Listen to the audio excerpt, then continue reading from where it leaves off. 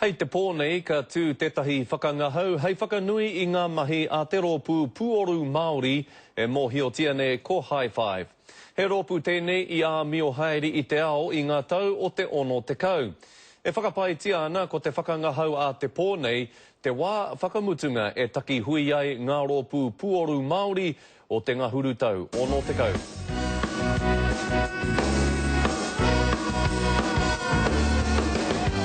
Kei te rere ngā reo waiata o te pēne High Five mo te wā tuatahi I roto I te toru te kau mā iwa tau.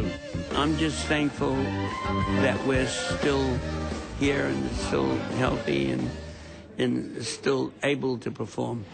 How well you can tell us Saturday. I ona wā I waiata te pēne Māori High Five I te taha o ngā Beatles, Ray Charles me Sammy Davis Jr.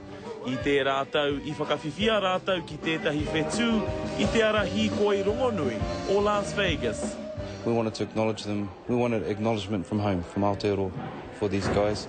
You know, they brought up most of their families in America, and they really needed to be acknowledged, so we brought them home. It kind of gets in your blood and that excitement is still there. One who understands you. I joined them for about a year in the Bahamas and in Puerto Rico in 1971, I think it was, as a very young man. And it was the best educational time of my entertainment life, actually. I te pōnei ka tū hoki e rātu pēne Māori rongonui, ara ngā Quintickies, ngā Volcanics me ngā High Quins. Ko te whakapai, koinei pēr tā rātau tū whakamutunga. They know that this might be the last show for a lot of them. Certainly the last show where so many of them are able to come together at one time.